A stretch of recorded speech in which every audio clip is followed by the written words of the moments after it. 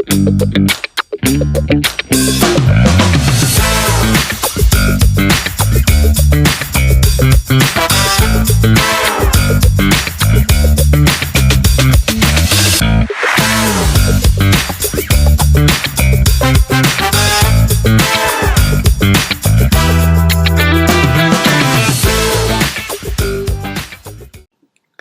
welcome back to Openly Gray with Sandy K.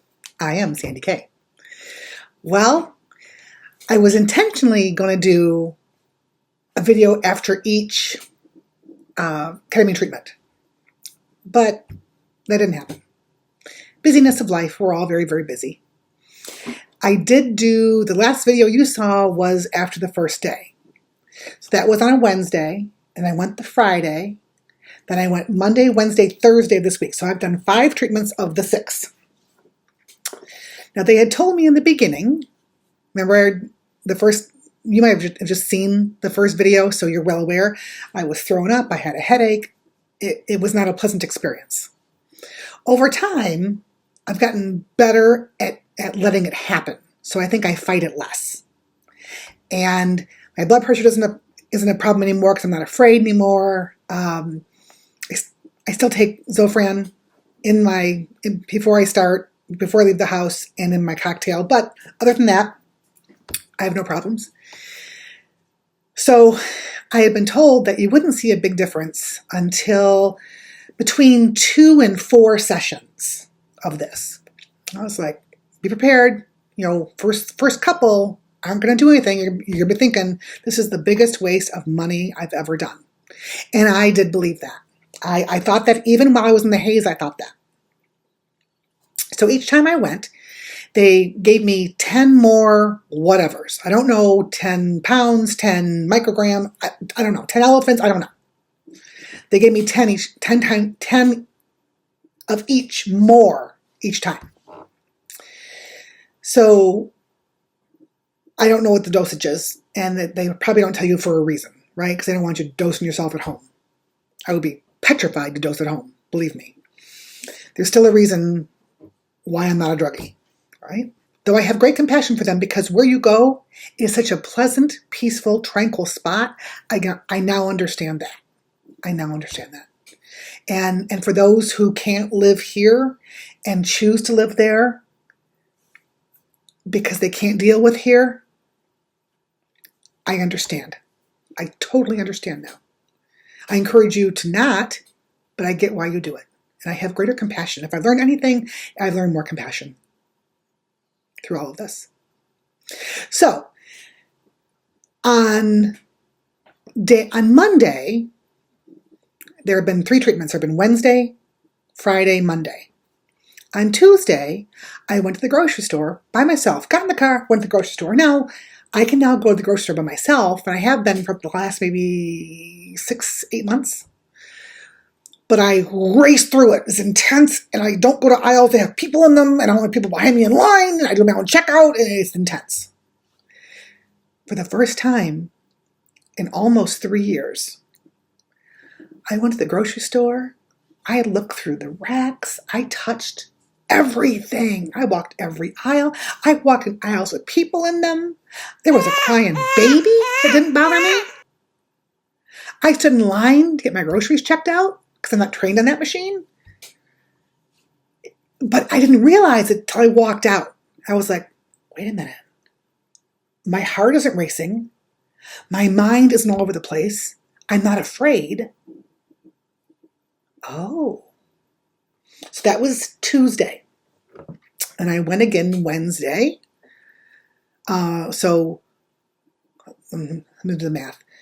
The first day was a 1-hour day. Second day was a 2-hour day. Monday was a 1-hour day. But remember, they're up in the meds each time. Wednesday was a 2-hour day. And Thursday was a 1-hour day. So I've done all those days now. And the Wednesday one was intense. In the very best way. I mean, with a 2-hour one, they up the dose and extend the time, right? And I thought that was going to be like the craziest thing that ever happened to me until I went yesterday when I had the 1 hour, 10 more doses, 10 more whatevers. I remember apparently I was very chatty for this one, because normally I just sit there like this. And you know you're sitting there with your eyes closed, but your mind is, like I said, somewhere else, apart from your body, until you open your eyes and you're completely grounded. But yesterday, I was chatty, because in the back of my head, I knew it was just Cecilia and me in the entire building. All right? And it was a 1-hour session. And I remember saying, I'm in France. She said, I remember her responding, well, you are? I'm like, yeah, it's beautiful here. Now, I know France is not beautiful. I've watched videos. I'm sure there's places that it is, but France as a rule is not beautiful. All right? Especially the parts that I saw in my head, right?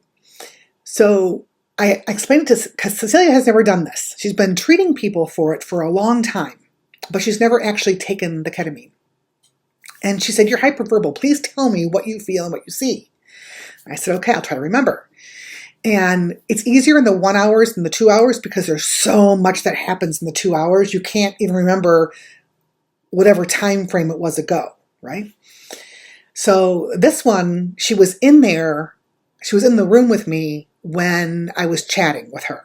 And I was still, the ketamine, it was still going through the system. I wasn't done yet. And so you're able to talk, but I'm sure it sounds very drunk and very loosey-goosey. And I said, I took my grandkids to the immersive Van Gogh exhibit. Now, while I'm talking, I know there's a word I'm going to come to that I don't know what the word is. I know it's going to, I took the kids to the immersive, who was that artist? Van Gogh exhibit in downtown Detroit. Do you know what I'm talking about? And she said, yes, I do. I said, it's like I'm living in one of those exhibits. Now, if you guys didn't go to it, it's got Van Gogh paintings all around, above, below, on you, great music, all over the place, okay? And it's all done with many, many cameras, many, many screens, many, many mirrors. It really is a remarkable thing to go to experience. It was really great. This is like being inside of it, but not just inside the museum, inside the art. I was inside the art, and it was so cool. And it was all very pink. And I was telling Cecilia, I said, that is a beautiful home. I wouldn't choose a pink home, but that's beautiful. And I remember seeing big, like pink daisies, like kid daisies. So when I told her that it was the Van Gogh exhibit, or like Van Gogh stuff, I said, but not the starry, scary, that's how I said it, starry, scary, instead of starry, scary night.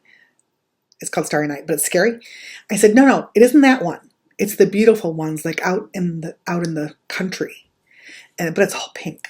And she just kind of laughs at me, and we kind of laugh together about it as I come down.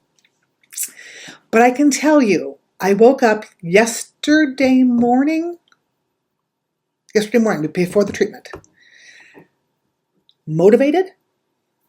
I woke up with a smile on my face, no fear. And what the ketamine does through time, when you have PTSD, your fight or flight doesn't turn off.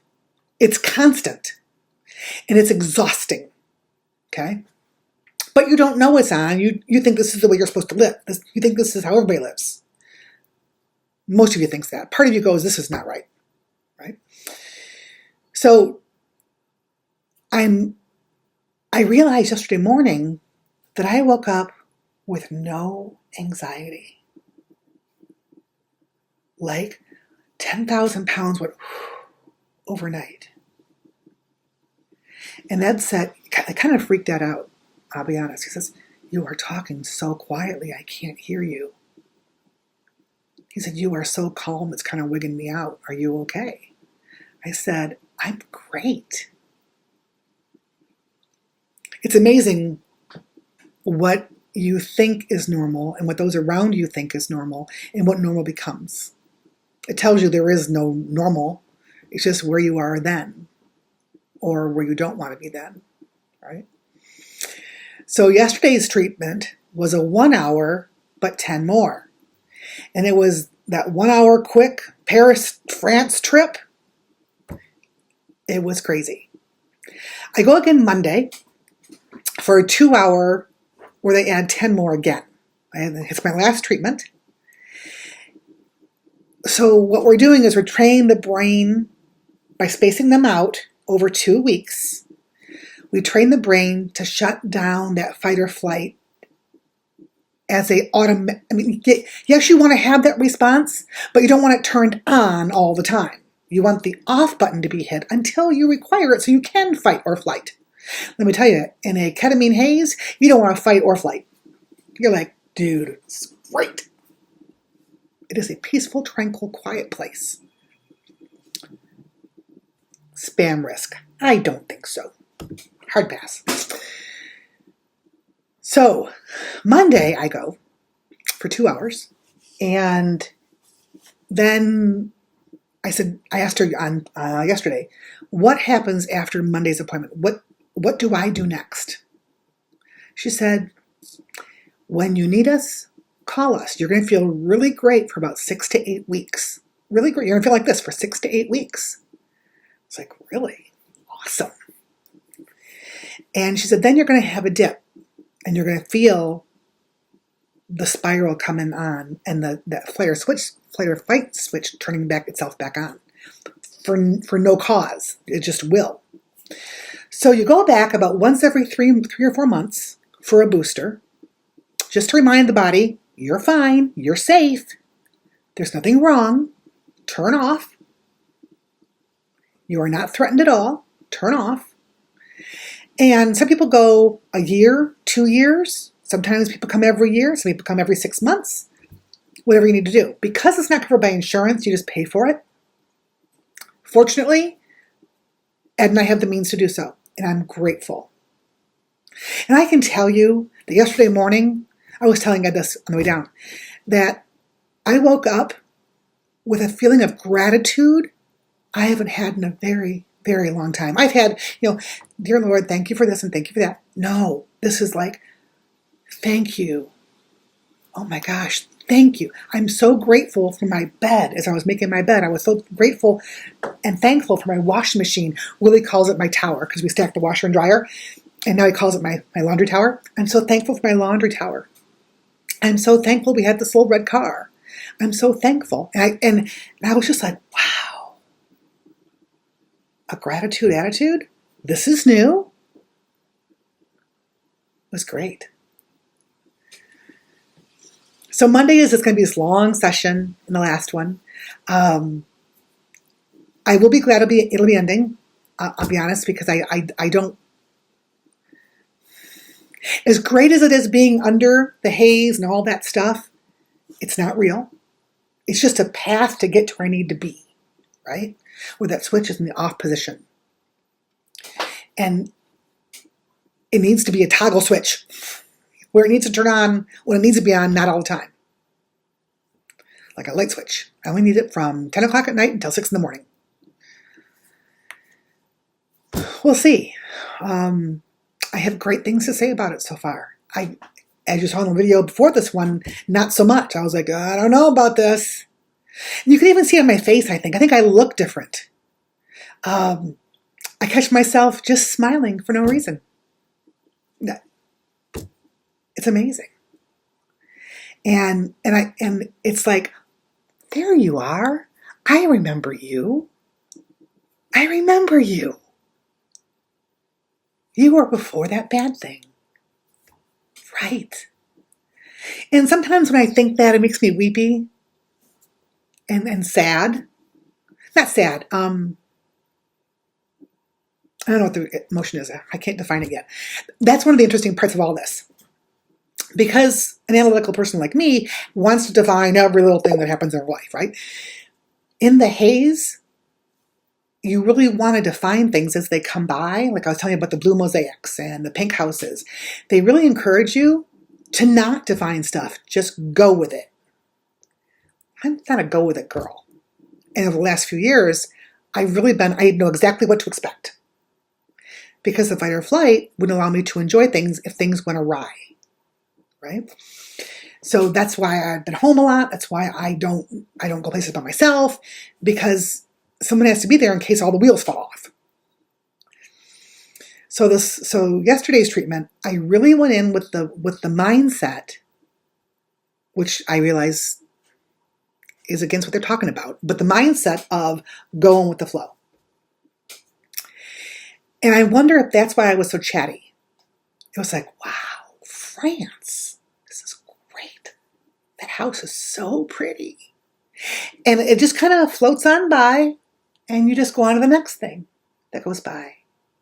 And instead of defining it, you experience it, which allows the back part of your brain to really turn off.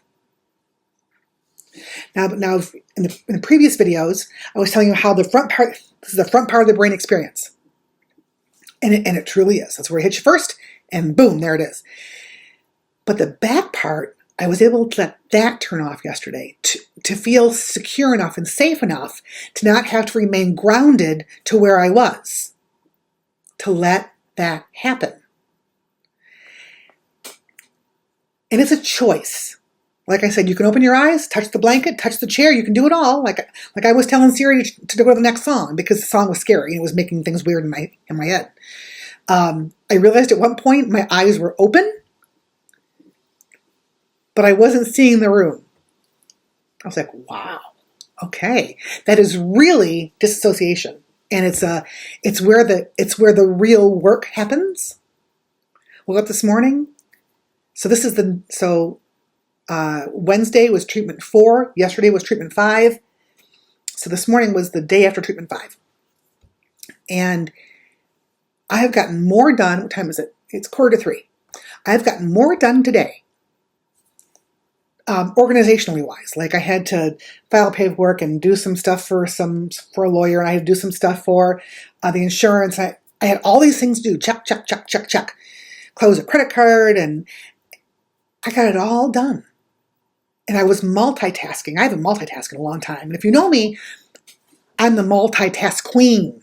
But my brain wouldn't let me do that because it was so ready to run all the time. And now it's like, okay, you got this. You can work over here, you go over here, you can watch a movie. It was incredible.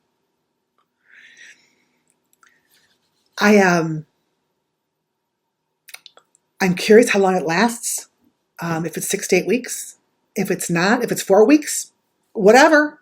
I'm going to ride the 4 weeks for as long as I can, for as good as it is. So far, I think it's working.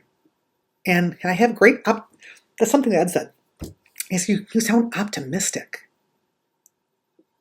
Optimistic. That's almost like beautiful. Because optimistic is hope. Right? For those that don't have hope, this might be an answer for you, or an option for you. It's not outrageously expensive. It's more than I wanted to pay for anything.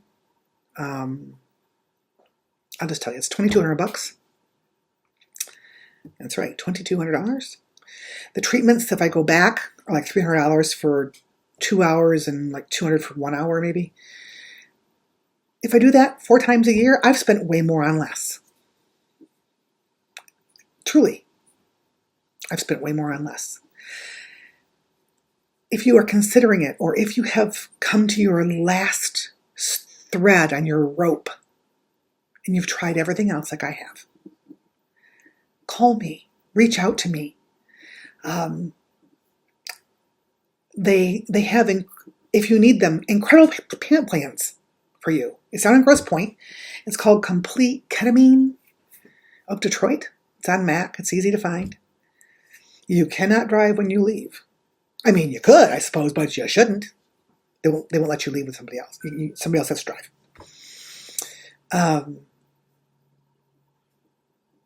I encourage you, if you are wondering what you're going to do to keep yourself here tomorrow, this might be it for you. Dr. Johnson, who I saw 2.5 years ago, was talking about this a year and a half ago. And he said, Sandy, you're a great candidate for this.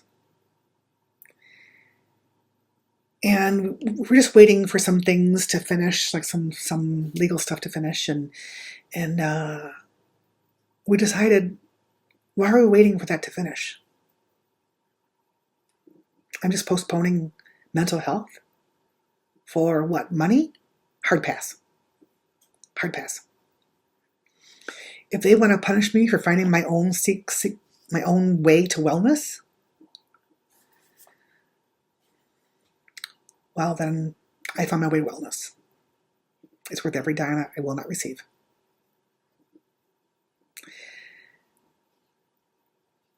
It's like all things. Everything's temporary. The only thing constant is change. That's the only constant. And if we aren't growing, if we aren't learning, if we aren't getting better than yesterday, or at least staying status quo as yesterday, like not every day is going to be a growth day, right? Some days are just a rest day. Tomorrow you're back at it again. I'm not trying to beat anybody. I'm trying to beat what I was, or the mental health. I'm trying to beat what caused it. Maybe you're trying to beat cancer. A very, very, very dear soul to me right now is battling cancer for the 3rd time. She's fighting hard. Fighting hard. And I'm proud of her. You got to be a warrior for yourself. And sometimes you got to be a warrior for the guy next to you.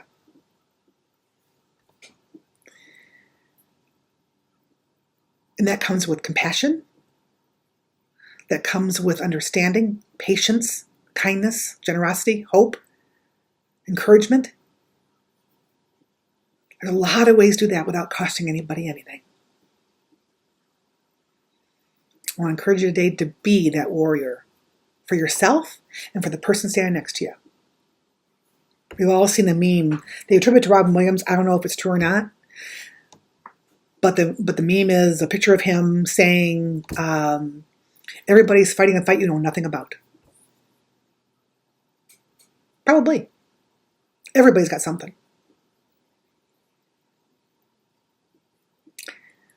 Doing better for yourself and for the guy next to you. That's the goal. All right. 22 minutes. What? I've droned on long enough. Tell me what you think. And if you have any questions about this, please reach out. I am available to everyone. I am Sandy Kay, and this has been Openly Gray. See you next time.